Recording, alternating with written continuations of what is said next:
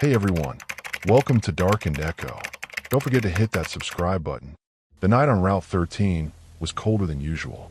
The air carried a damp heaviness, the kind that clung to the skin and seeped into the bones. The roads were nearly deserted, except for the occasional rustle of leaves blown by the restless wind. Street lamps lined the road, but most flickered with weak, dying light, as if they had been forgotten, left to rot with time. Each one buzzed faintly, then dimmed, then blinked back to life, creating an eerie rhythm that matched the slow beating of Daniel's anxious heart. At exactly 11:47 p.m., he arrived at the lonely bus stop.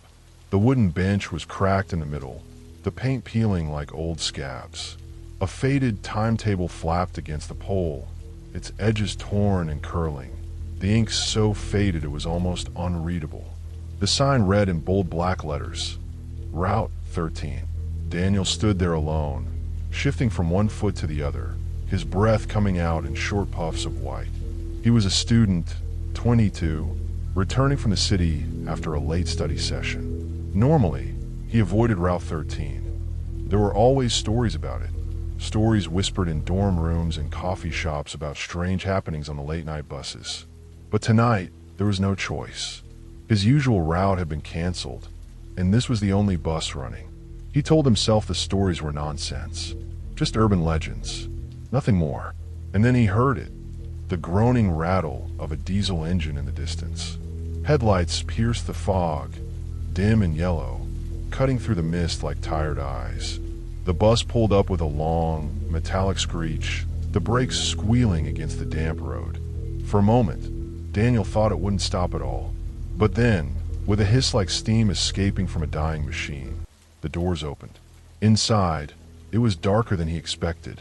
The driver sat hunched over the wheel. He was a gaunt man, maybe in his 60s, with deep lines etched into his face.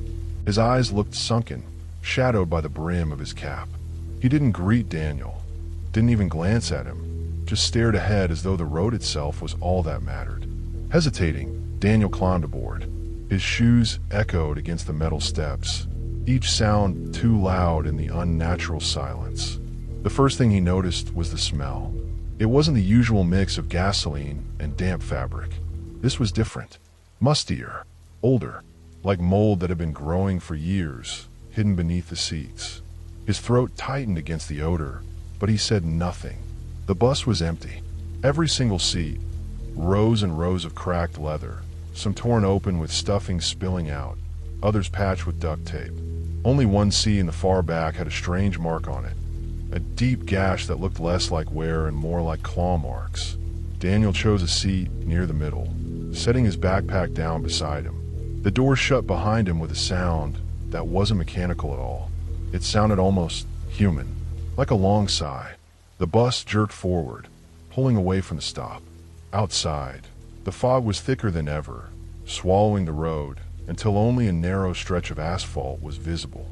The trees pressed in close on either side, their branches tangled, forming what looked like long, bony fingers stretching toward the bus. For a while, Daniel tried to distract himself. He pulled out his phone, scrolling through old messages. But the signal was gone. No bars, just an empty screen staring back. He sighed, shoving it into his pocket. That's when he noticed something in the window. At first, it was nothing, just his own tired reflection staring back at him. But then, the reflection shifted, just slightly, just enough to freeze his breath in his chest. There, 2 rows behind him in the glass, sat a figure, a tall shape, unmoving, its features blurred but unmistakably human. His head snapped around. The seats were empty, every single one of them. He stared into the darkness at the back of the bus, trying to convince himself it was a trick of the fog outside, or maybe the lights reflecting strangely. But when he turned back to the window, it was still there. The figure, closer now. Daniel's throat went dry. His pulse thundered in his ears. He turned again, empty. He forced himself to look back at the window. This time, the figure wasn't just sitting still. It was leaning forward, right toward him. He swallowed hard, trying not to panic. It's nothing, just the glass, just the fog. But no matter how much he told himself, The feeling in his gut said otherwise. The air in the bus grew heavier, colder. He could see his breath now, misting the air in front of him, and then came the sound. Slow, deliberate, breathing. Behind him, it wasn't the sound of the engine. It wasn't the hiss of the brakes. It was breathing. Steady. Close. Too close. Every nerve in his body screamed at him not to look, but something deep inside forced him to turn, inch by inch, dread coiling tighter in his stomach. The seat behind him was empty, but in the window reflection, the figure smiled. Daniel sat frozen, his eyes locked on the reflection in the grimy bus window. The figure's smile wasn't broad or cartoonish. It was wrong, stretched in a way that didn't fit any human face. Thin lips curled too far upward, exposing the faint gleam of teeth that seemed sharper than they should be. He forced himself to blink. Once. Twice. When he opened his eyes, the reflection was still there. But now, the figure's head tilted to the side, as if mocking his disbelief. Daniel spun around again. Empty. The seats behind him remained exactly as they were. Cracked leather. Silent. Lifeless. A chill crawled down his spine, and he gripped the metal pole in front of his seat until his knuckles whitened. This isn't real. This isn't real, he thought desperately. I'm just tired. It's the fog. The glass. That's all. But then he heard again. Breathing. Only now it was louder. Slow inhales. Long exhales. As though someone was savoring every breath. Daniel's chest tightened, and he found himself unable to match the rhythm. His own breaths came shallow and quick, panicked, out of sync with the deliberate sound echoing behind him. The driver sat motionless at the front, his hunched shoulders barely moving. Daniel wanted to call out, to say something, anything, but his throat refused to work. His voice had been swallowed by fear, and then came the sound of fabric shifting, like clothing brushing against cracked leather. Daniel's pulse hammered. He didn't dare turn again, not after what he'd seen. Instead, he stared at the reflection, terrified of what he might notice next. The figure had moved. It was no longer 2 rows behind. In the window's reflection, it was now just 1 row back, directly behind him. Its face leaned closer, blurry but unmistakably grinning. The curve of its smile widened, impossibly wide, stretching toward its ears. Daniel shot up from his seat, stumbling into the aisle. His knees almost gave out, and his backpack fell to the floor with a dull thud. He snatched it up quickly, as though afraid the sound alone might provoke whatever was stalking him. The bus swayed as it barreled down the fog-drenched road, its engine groaning like a beast struggling to keep moving. Daniel forced himself to breathe, clutching his bag to his chest like a shield. Driver. His voice cracked. Hey, are we stopping soon? No answer. The old man behind the wheel didn't move, didn't nod, didn't even twitch. Daniel tried again, louder this time. Sir, can you hear me? The driver slowly turned his head, not toward Daniel, but toward the long, dark aisle behind him. His sunken eyes didn't blink. Daniel's stomach dropped. It wasn't just his imagination. The driver knew. He wasn't alone on this bus. And then, from directly behind him, a low whisper brushed his ear. So close, so cold, so wrong. I saved you a seat. Daniel bolted to the front, stumbling against the poles, clutching anything he could to keep from falling. He didn't dare look back. Not the seats, not at the windows, not at the reflection that was no longer just a reflection. He collapsed into the very front seat, just behind the driver, his body shaking uncontrollably. His eyes darted to the window one last time. The reflection wasn't there anymore, but the breath against the back of his neck told him the figure didn't need the window anymore. It was here. Daniel pressed his back against the front seat, his heartbeat hammering against his ribcage like a frantic drum. He didn't want to move, didn't want to breathe, but the weight of the presence behind him was unbearable. He could feel it, not see it, not touch it, but feel it like an invisible hand pressing against the back of his neck. The driver hadn't said a word. He sat rigid, eyes glued to the fog-covered road, his bony fingers clamped around the steering wheel. Not once did he look at Daniel. Not once did he ask what was wrong. It was as if he already knew. Daniel's throat ached from holding back a scream. He tried to reason with himself. Maybe it was just exhaustion. Maybe he was hallucinating. But the whisper from a few moments ago still echoed inside his head. "I saved you a seat." He shuddered. The bus groaned as it took a sharp turn, its old frame rattling violently. Daniel clutched the metal pole, his knuckles bone white, as the bus lurched and steadied itself. For a moment, the overhead lights flickered, and in that split second of darkness, he heard it again. Whispers. Not just one voice.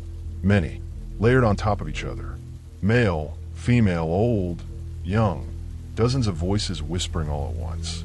They seemed to come from the back of the bus, seeping through the torn seats, sliding along the floor, curling up toward him like smoke. He couldn't make out the words. Not fully, but fragments slithered through. "He's the last one. Don't let him leave. Sit with us." Daniel clamped his hands over his ears, but it didn't help. The whispers weren't just sounds. They were inside his head, worming their way into his thoughts. His knees shook, threatening to give out. The flicker passed, the lights humming back to life. Silence. Daniel dared a glance at the windows. The glass was fogged, but faint handprints were smeared across it. On the inside. Too many hands for an empty bus. They trailed down in streaks, long, wet smears as though dozens of invisible passengers had pressed their palms against the windows, desperate to get out, or keep him in. His breath hitched. Slowly, he turned his gaze toward the row behind him. Empty, but the leather seat was moving. The cracked cushions seemed to shift downward, sagging under the weight of something invisible. The leather creaked, as though someone had just leaned back, settling comfortably into their place. Daniel's stomach twisted, and then came the sound again, breathing, right in the seat behind him. Slow, calm, patient. He couldn't take it anymore. "Stop the bus," he shouted, his voice breaking. The driver didn't flinch, didn't blink. He only muttered in a low, gravelly tone, so soft Daniel almost missed it. "You can't get off. Not yet." Daniel's blood ran cold. He stumbled to the door, yanking at the handle, but it wouldn't budge. He kicked it, slammed his fists against it, screamed, but the door stayed locked tight, like it hadn't opened in years. And then, he froze. From the darkened glass of the driver's mirror, Daniel saw them. Not one, not two, but row after row of pale faces staring back at him. Empty eye sockets, hollow smiles, all seated neatly in the reflection. Dozens of passengers. Every single one of them was grinning. Daniel's fists thudded against the bus door, each strike echoing through the hollow metal like a desperate drumbeat. "Let me out, please." His voice cracked, breaking the silence that seemed to thicken around him. The driver didn't turn, didn't answer. He sat stiff as stone, eyes fixed on the endless fog outside, hands locked on the wheel. Daniel's chest rose and fell rapidly, his breath fogging the glass in front of him. For a fleeting second, he thought he saw movement beyond the mist, something tall and thin pacing the roadside. But before he could focus, the bus roared forward again, carrying him deeper into the void. He turned back to the aisle. Every seat looked empty, but they weren't. The leather creaked, groaned, as though bodies were shifting against them. The faint impression of weight pressed into cushions, leaving dents that deepened as if unseen passengers were getting comfortable. Daniel stumbled backward, pressing himself against the door. His hands trembled as he pointed at the driver. "You see it, don't you? You know they're here." Finally, the driver moved. His head turned slowly, too slowly, as though his neck had grown stiff from years of disuse. His eyes, deep, lifeless pits, met Daniel's in the mirror. "They've always been here," he whispered. "You're just the first to notice." Daniel's stomach lurched. His knees buckled, and he dropped into the front seat, clutching his bag like a lifeline. The whispers started again, soft at first, like the faint rustling of wind through dry leaves. Then louder, layered, closer, words tangled together in a chorus that clawed at his mind. "Stay with us. You belong here. Don't leave. Not yet." Daniel clamped his hands over his ears, but it didn't help. The voices weren't around him anymore. They were inside him, pressing against his skull, burrowing into his thoughts. Suddenly, the lights above flickered violently, plunging the bus into stuttering shadows. Each flash revealed something new. High voltage, one flicker, dozens of pale faces in the windows, their hollow eyes pressed against the glass, watching him. High voltage, another flicker, long fingers curling over the tops of the seats, clawing at the leather. High voltage, another, a row of figures standing in the aisle, their bodies twisted, their heads tilted unnaturally. Then darkness. The hum of the engine filled the void. The lights buzzed, sputtered, and steadied. The aisle was empty again. Daniel gasped for breath, his chest aching. His body shook uncontrollably, every instinct screaming at him to escape, but there was nowhere to go.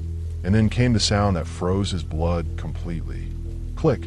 The seat directly behind him creaked, as though someone had just sat down. The whisper slid into his ear, impossibly close. "This is your stop." Daniel's chest heaved as he pressed himself tighter against the locked bus door. His palms were slick with sweat, his breath sharp and shallow. The echo of that whisper, "This is your stop," still vibrated in his skull. He couldn't tell anymore if the voice had been inside his ear or inside his head. The driver's eyes never left the road. The wheel groaned under his bony grip, but his sunken face remained unmoving, hollow, as if he'd long since given up speaking. The bus rattled violently over a bump. Daniel jolted, clutching the cold metal pole beside him. His heart hammered, his skin crawling with a single thought, "Something is sitting right behind me." And then he felt it. Cold. Not the draft of the bus. Not the night, air slipping through broken windows. This was different. Icy, deliberate, pressing against the back of his neck. Daniel froze, his entire body locking up. He didn't want to move, didn't want to breathe. The touch lingered there, as if unseen fingers were brushing against his skin, testing him, reminding him that he wasn't alone. His trembling hand slowly rose, almost against his will, as though part of him needed to prove the impossible wrong. He reached back, closer, closer, until his fingertips met the leather of the seat behind him. Empty, but the cold remained, stronger now. Suddenly, the whisper came again, sharper, harsher, right at his ear. "Don't look back." Daniel's body jerked forward, instinct screaming to run, though there was nowhere to go. He stumbled down the aisle, every cracked seat groaning as if unseen passengers shifted to watch him. The bus lights flickered again, and in each flash, he caught glimpses. High voltage, a pale hand dangling into the aisle from nowhere. High voltage ahead, tilted over the backrest, staring with black, hollow sockets. High voltage, a figure slumped in the very seat he had just left, its grin stretching impossibly wide.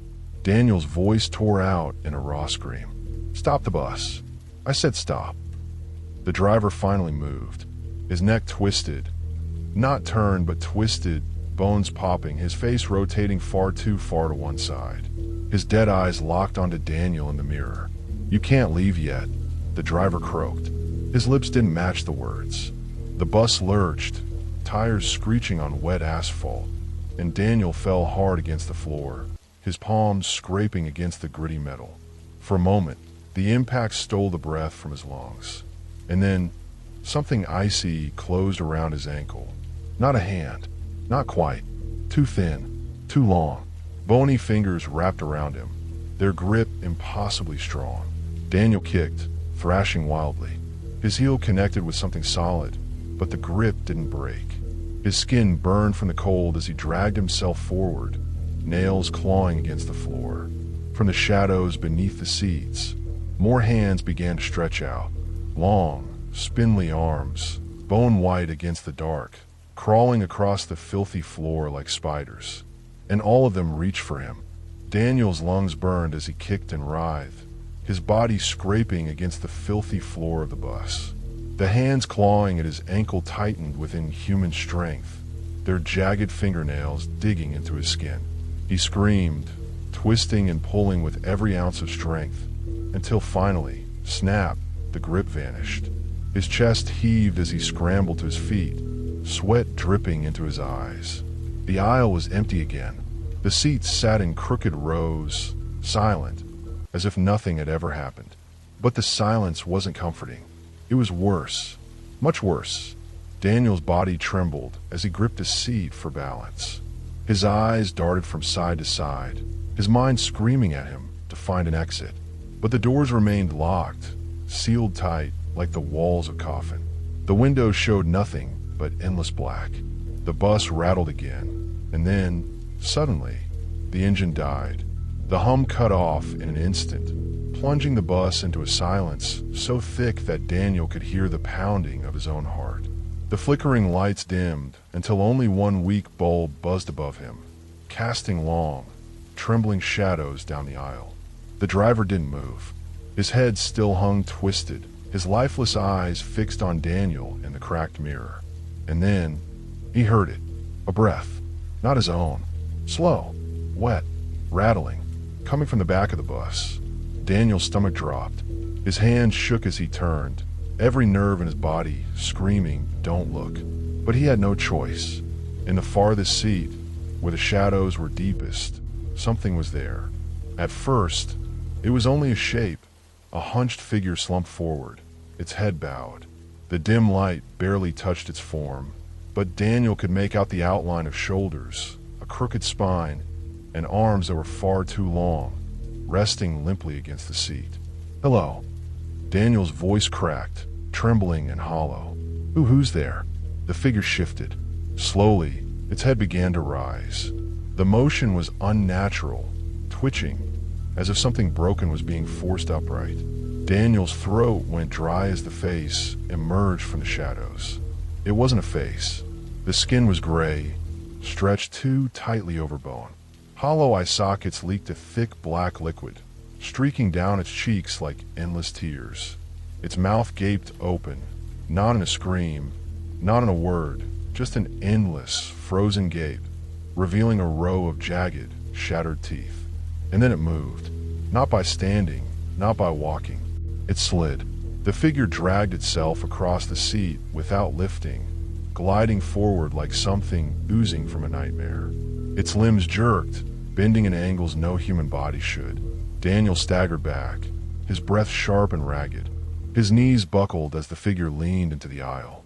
Its empty sockets turned toward him, and for the first time, Daniel felt the weight of being truly seen. The whisper returned, but this time, it came from the figure itself. Its mouth widened, stretching until the jaw cracked, the sound sharp like splitting wood. "You took the last seat." Daniel's mind screamed. He stumbled backward, tripping over his own feet, but his eyes never left the thing crawling toward him. Each movement made the bus groan, as if the very metal hated its presence. It reached the middle of the aisle, its head tilted, twitching, and then, with a sudden snap, it jerked upright, towering higher than it should have, its head scraping the roof of the bus. Daniel pressed himself against the door, pounding with his fists, desperate for escape. But when he looked back, the figure was gone. The aisle was empty. The bus was silent. And then he felt hot, rancid breath against the back of his neck. Daniel's entire body froze.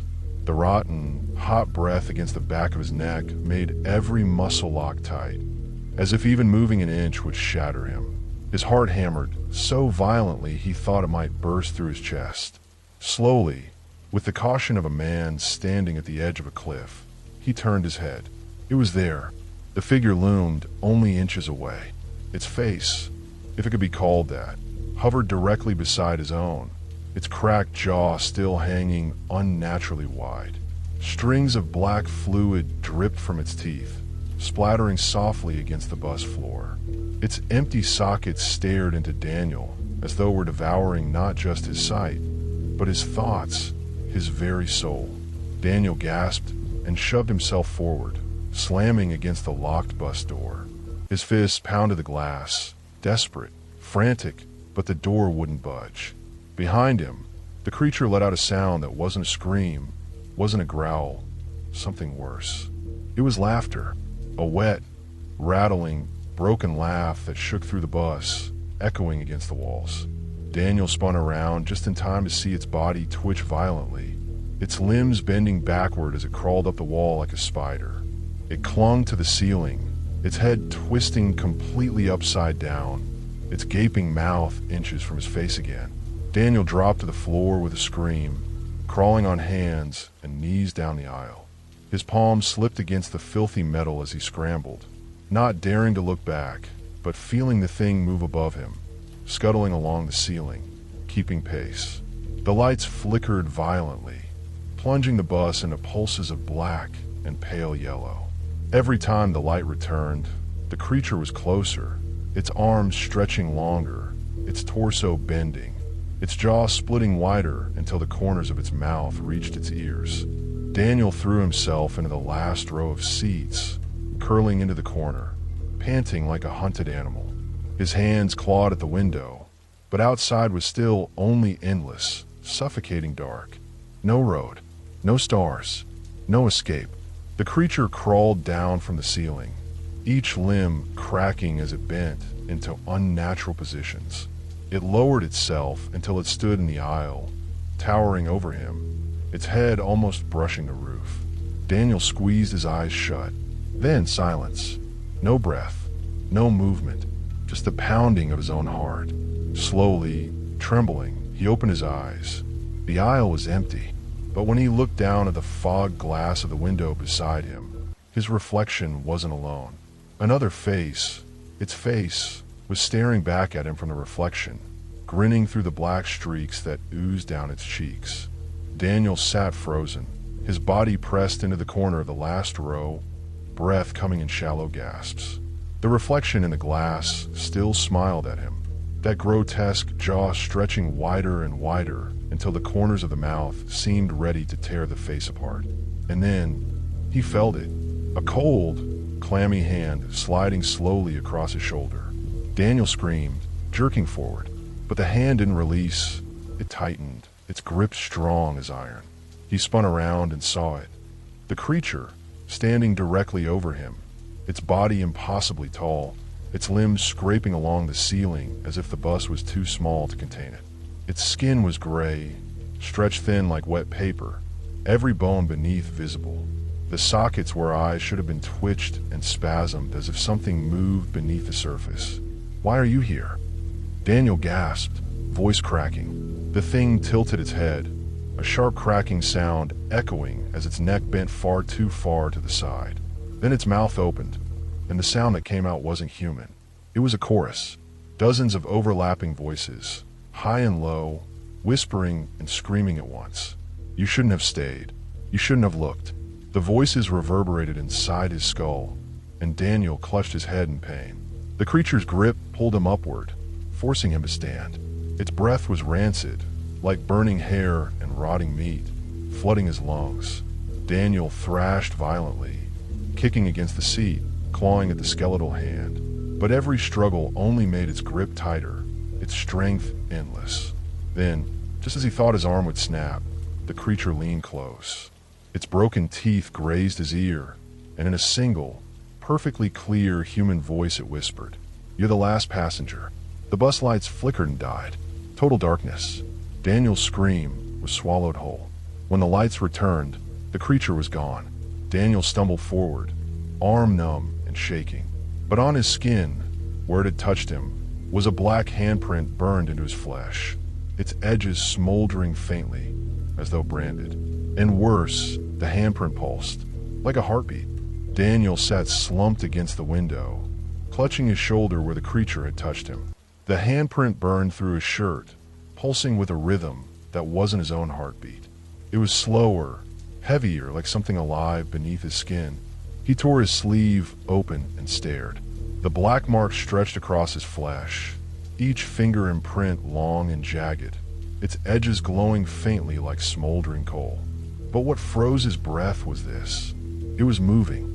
The fingers twitched ever so slightly, as if trying to crawl deeper into him. No, Daniel whispered, clawing at his skin, trying to rub it away. His fingernails dug deep, drawing blood, but the mark only grew darker, spreading like veins beneath his arm. And then it spoke, not aloud, but inside his head. We're inside now. Daniel's scream tore through the empty bus. He staggered to the aisle, tripping over seats as his vision blurred. Shadows stretched unnaturally across the floor, following his movements like they were alive. Everywhere he looked, he saw it. The reflection in the glass windows, the twisted grin in the chrome of the poles, its eyeless face staring from the darkened driver's mirror. He clutched his head, panting, "Get out of me! Get out!" But the voice only laughed, a dry, layered chuckle that came from inside his bones. The mark pulsed again, harder this time. Daniel fell to his knees, gasping for air as his chest tightened. For a moment, he swore he wasn't breathing alone.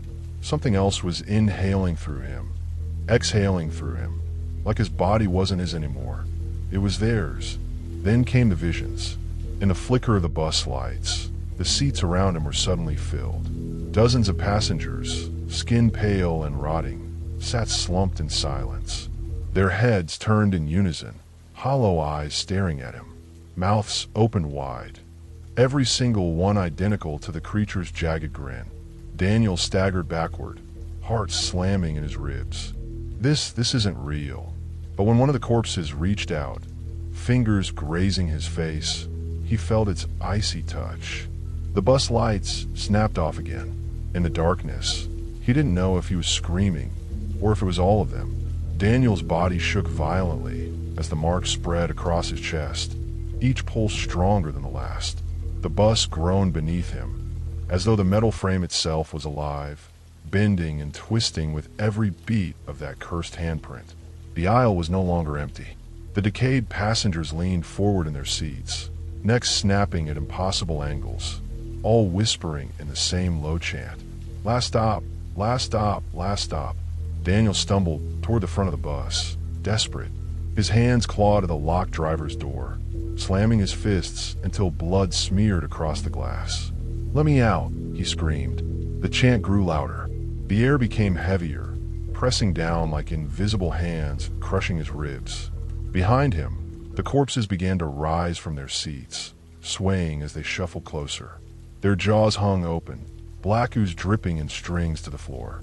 Then the bus shuddered, brakes screeching against a road that wasn't there. Through the windshield, Daniel saw lights. Dim, distant, flickering like lanterns in storm. A sign appeared in the darkness, glowing faintly white. Route 13, end of the line. The bus hissed to a stop. The door creaked open.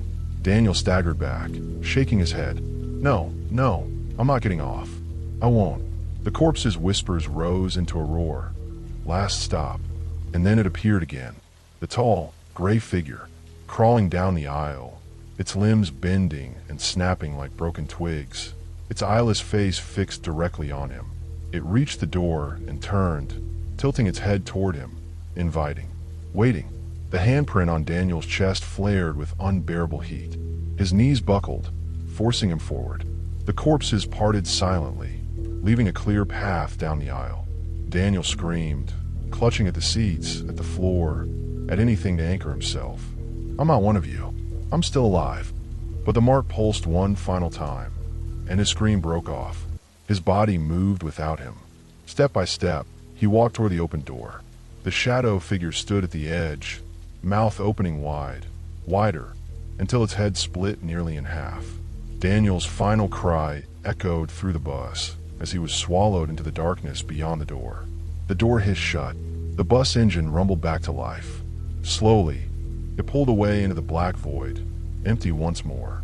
Only one figure remained seated, the young man's reflection in the window, his face pale, his eyes hollow, his mouth twisting into that same impossible grin. Route 13 had a new passenger,